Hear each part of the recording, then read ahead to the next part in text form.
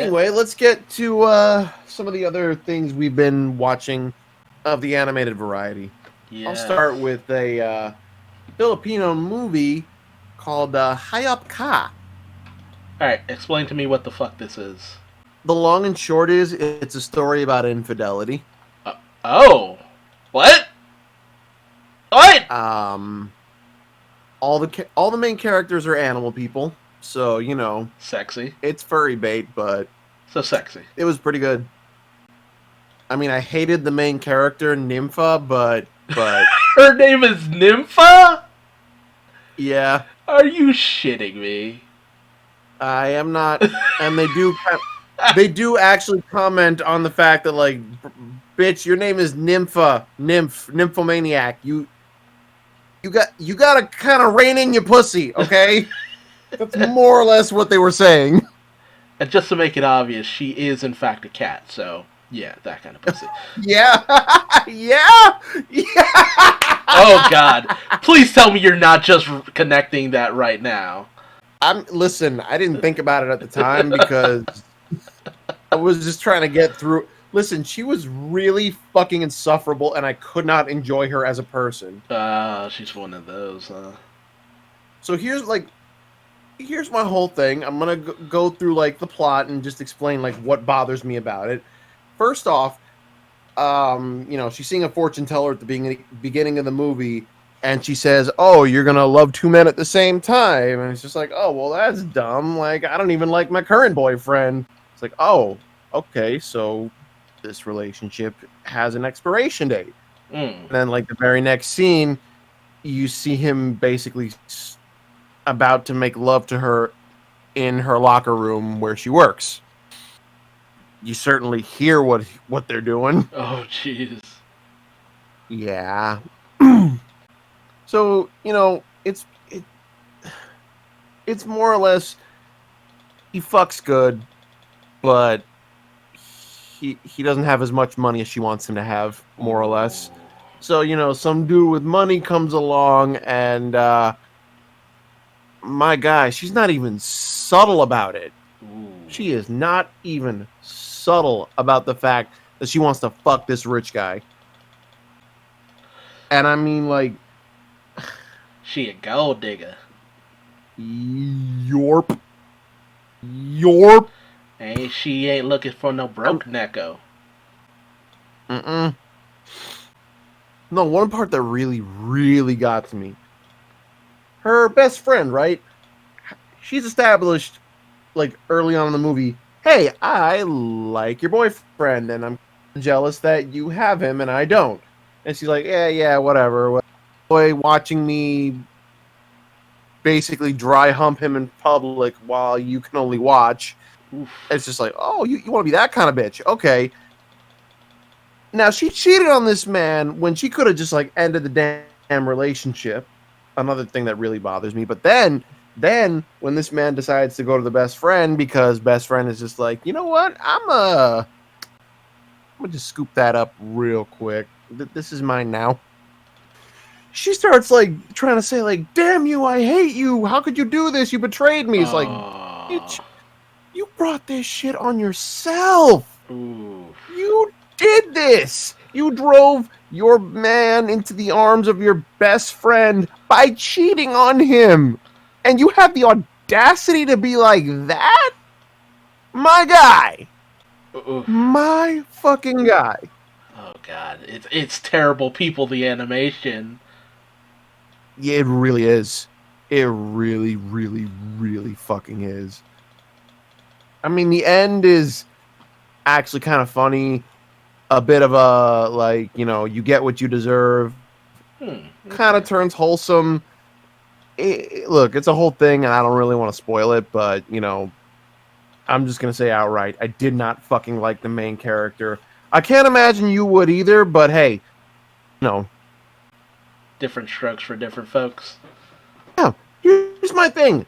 I understood how she was feeling, but my whole thing is that, like, she handled that shit so goddamn poorly. So poorly. Like, my guy, if you're not happy with your current person, leave them. And she had plenty of reasons to like not be happy with this dude. I'm not gonna lie. This dude really wasn't shit. He really was not shit. He made next to nothing. He always owed somebody something, so she pretty much had to cover like all the rent and like the cost of like food and shit. Ooh. So, you know, he put most of it on her. And that's not okay. And I could see why, you know, you'd be like, hey, I'm not really a fan of this shit. Just Everybody was in the wrong here. Everybody acted like an ass. And like you said, terrible people in the movie. Oh, jeez. I'm tempted to watch it, but at the same time, I'm not. Oh, boy. Oh, I'm going to have to pick and choose how this one goes down. I'm not going to lie. There is a sex scene, but you don't actually see sex. You just see, like, these weirdly photoreal... No, not photorealistic, but, like, you see these weirdly rendered, kind of realistic drawings of these characters, and it's honestly the funniest fucking thing about the whole goddamn movie. The really jarring thing about it is that, like, half the dialogue is in, like, Filipino, and the other half is in, like, English. So it's just like, what? Weird. This movie is an experience. That's really all I can say. It's an experience. Oh, shit. Okay. That's a interestingly glowing endorsement. I'll take that under advisement. That's the best way I can put it. Truth be told, I'm kind of like on the fence how I feel about it. It has me feeling like very strongly in certain things. And, you know, that's the most I can say. Got you all cut up in your feelings. Alright. Let's fucking go. Anyway, I'm going to move on to Birdgirl. Birdgirl! I'll make this pretty... They are 4 episodes in now, and so far, I love the character. I love the cat. Bird Cat. Oh, yeah? He had like a whole segment in one of the recent episodes where just kind of puts on the mask and goes out and does his own thing.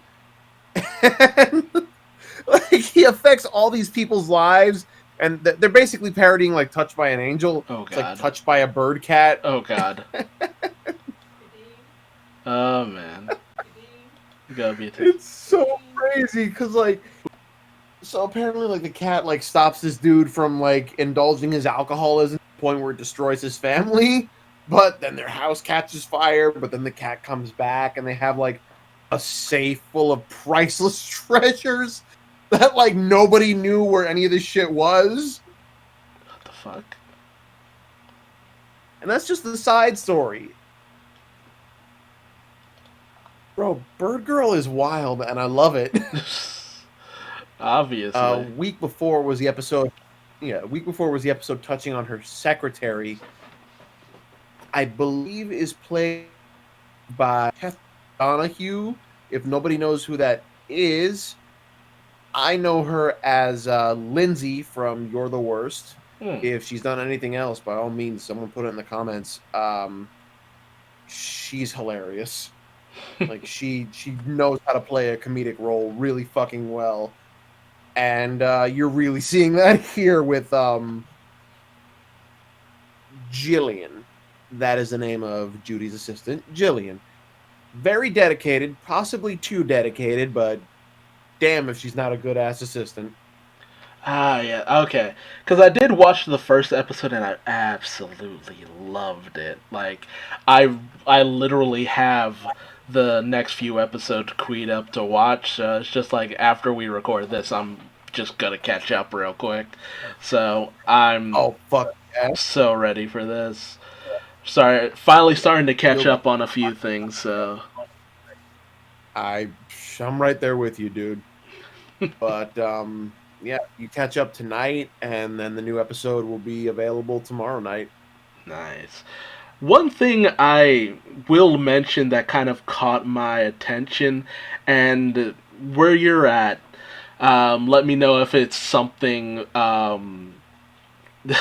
if there's any water to it, because when I've watched the first episode, it gave me this kind of almost Harley Quinn-esque vibe to it, especially in the relationship between Birdgirl and oh, I can't remember what her name is, but Mistress Mindtaker, and I'm just like, Meredith.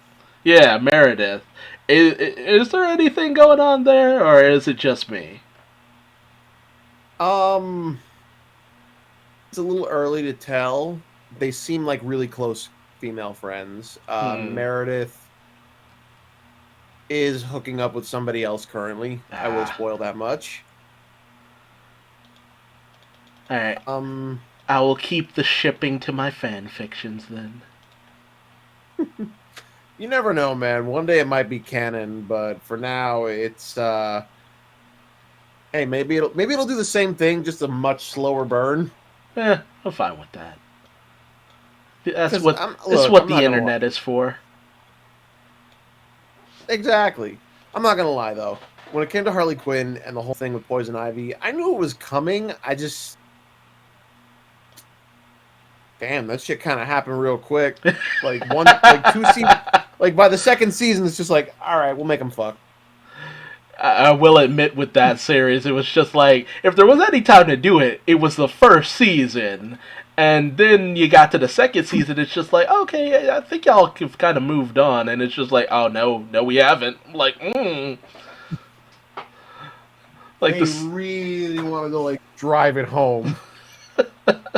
like the circumstances behind this are quite awful, and you're both terrible for doing this, but it's also kind of hot. That's what it always boils down to. It's kind of hot. Like damn it, I'm kind of into it. But yeah, I'm eager to catch up with Birdgirl, so what I'll be spending my night editing You're doing. you're in for a treat when it comes to Bird Girl. Um, that's all I've got. I don't want to like spoil too much about the show, but it's great. I'm noticing that like even though it's superhero themed, you're only gonna get like a glimpse of all the superhero stuff because it's focusing more on like the comedic aspect of like office shenanigans. I You get mean, flashes here and there of of the superhero stuff, but you know I think that's kind of like the whole point of it. But I love that aspect of it. Realistically, she does more superheroing than Harvey Birdman. realistically, I need to watch Harvey Birdman. I've never actually seen it. Really? Dang. Well, I will say I Yeah, did it's watch called. it back in the day, like sporadically, and it was the most hilarious shit.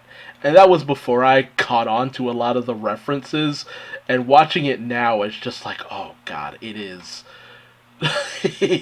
A lot of the jokes come at you fast, and there's just so many moments where you're just like, wait, wait, wait, wait, wait, whoa, run that by me again? No, don't walk away, no. Okay, I might give this a I might give this a look because it sounds pretty great. It comes from that era where you had like Space Ghost Coast to Coast, C Lab 2021, and stuff like that. It's basically the precursor to like Archer and all that, so you'll probably enjoy it. Can I be honest? What's up? I really didn't like Space. I did not like Space Ghost Coast to Coast. I It remember was hit I and remember they did a miss. marathon of it. I remember they did a marathon of it like a few years ago, and I'm just kind of sitting there watching it. Now, mind you, this was the same day I had my wisdom teeth pulled, so I'm more than a little delirious, but I'm watching this shit and I'm just thinking, where is the joke? Where's the joke, guys? This bit's been going on for like a hot minute, and I didn't think it was funny when it started. Why are we still doing this? Eh, in comparison to And I'm today's just starting to humor, realize, it's really dry. yeah, it was like the original shit post of '90s. I mean, yeah, essentially. And I mean, like that's fine, but damn, dude, that is not cup of tea. Yeah, and that's exactly why it's never been brought back. Like, you're bringing up very good points. It's just that it's what kicked off a lot of the better shit that came down to it. It's just like Space Ghost Coast to Coast walked, so everything else could literally sprint away from it. Yeah. God, which we needed. Speaking of which, well, no, speaking of Adult Swim, I should say, I would like to discuss the newest episode of Final Space. Lay it on me, Papa Smurf. Fucking shit, man. They're really getting on to sad parts of the series. I mean, God. Dude, this episode was so unbelievably it was sadistically sad. Like, holy crap. Listen, throughout most of the time, one of these characters is like completely possessed by an evil entity, and it just has like this sinister grin on his face. And you know, the ultimate end goal of it is just, well, it's realistically just like horrifying and traumatizing and just deeply saddening.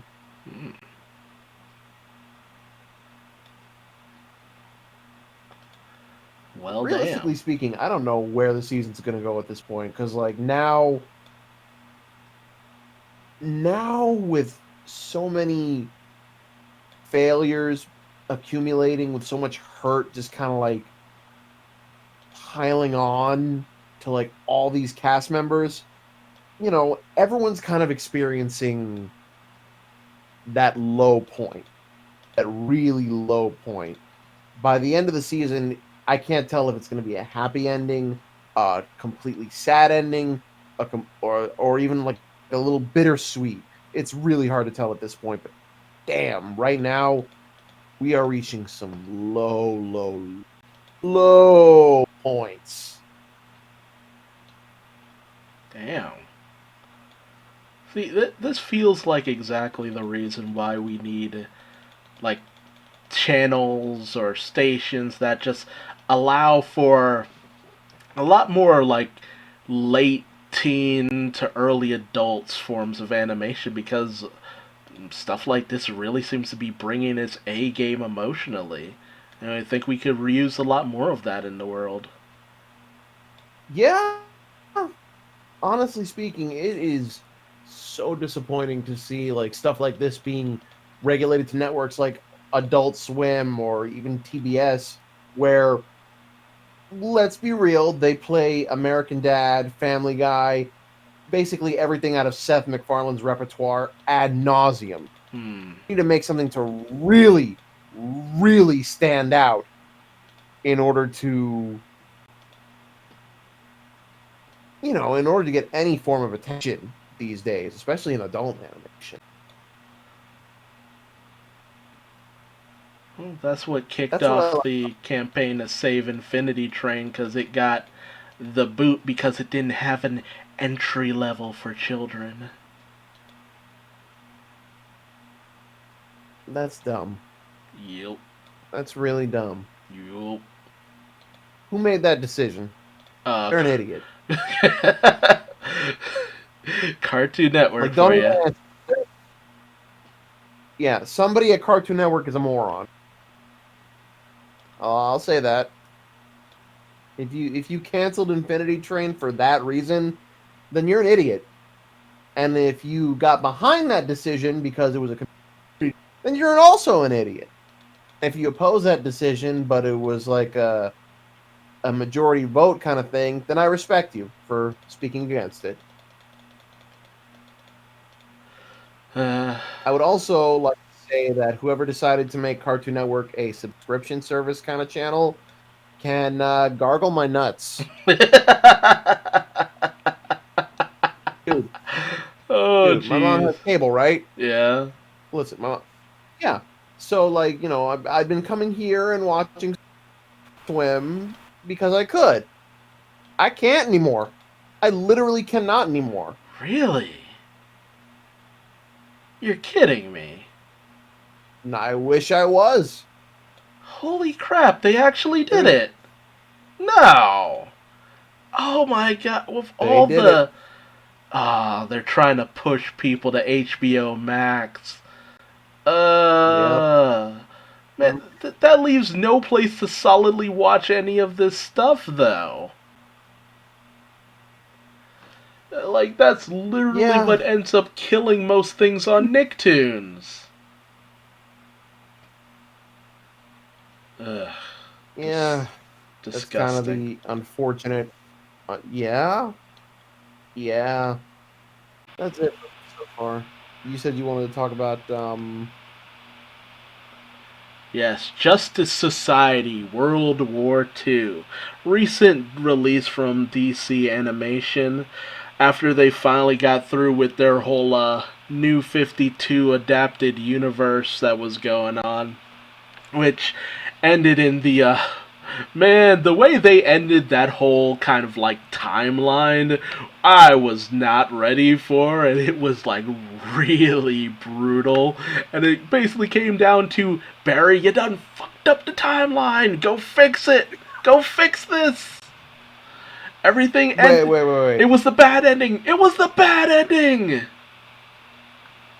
So wait. The new 52 movie run that's been going on since 2012. They just decided, all right, nobody liked this. We're gonna flashpoint.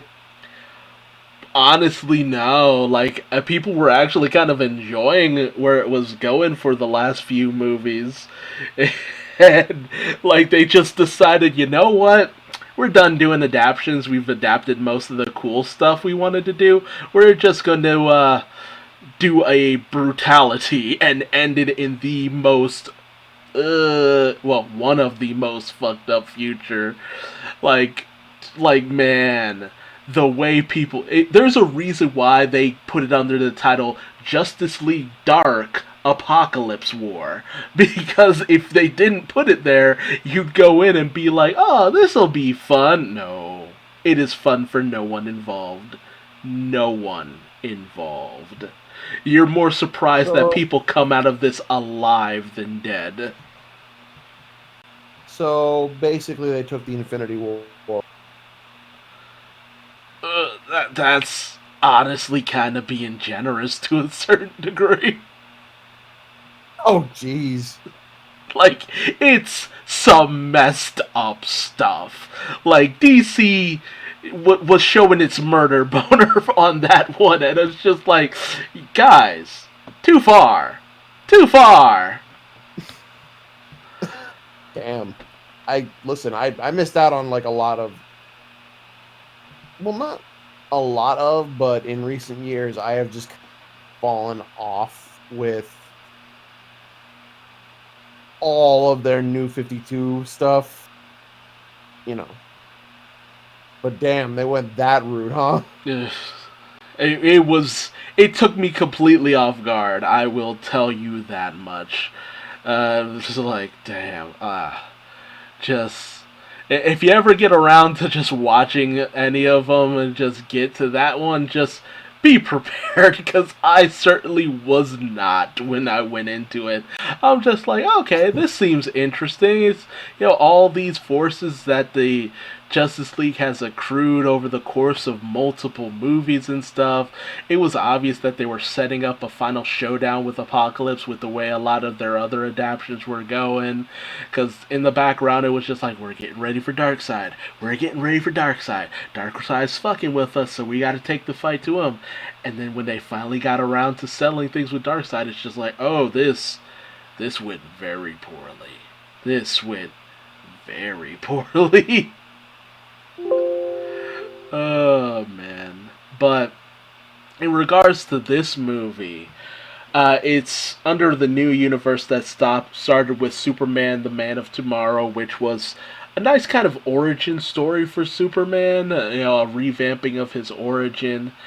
And, it reintroduces Barry Allen as the Flash.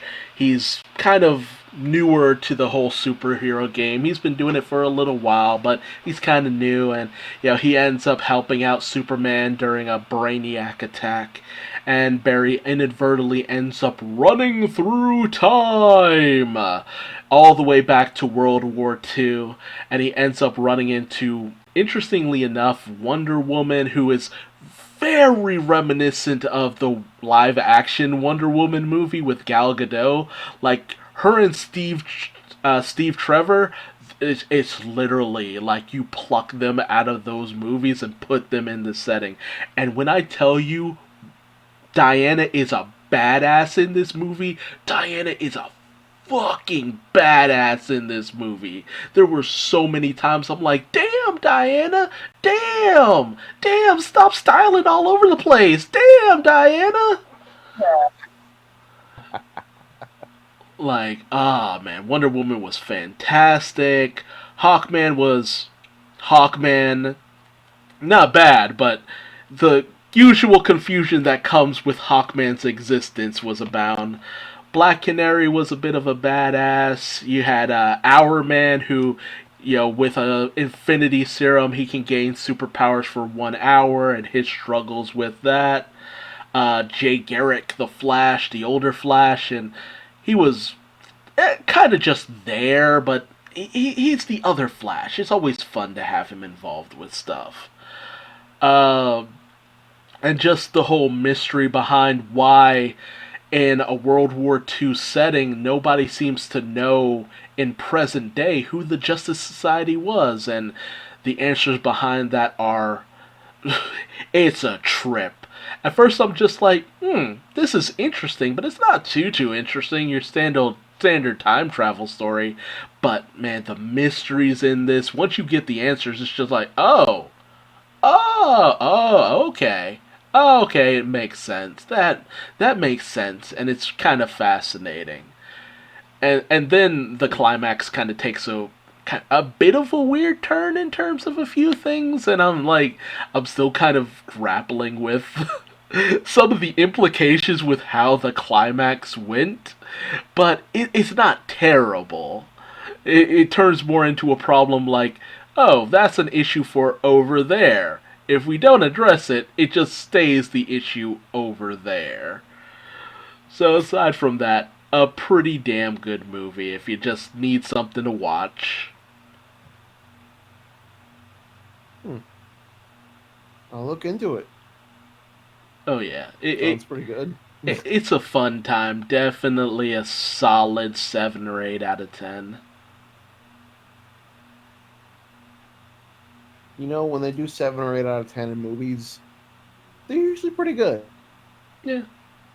Without their problems, but they're always pretty good. Yeah, exactly. It's just like it's not like there's no problems in this, but it's pretty damn good stuff. Like if you want to see Wonder Woman just be a heckin' badass, there you go. Well, I think that's about it. Unless you had anything else you wanted to talk about. Currently, no. Alright, and with that brings an end to yet another episode of Talking 2D. I want to thank all our listeners for joining us yet again, and I hope to see you next time. Babylon. Babylon and on and on and on.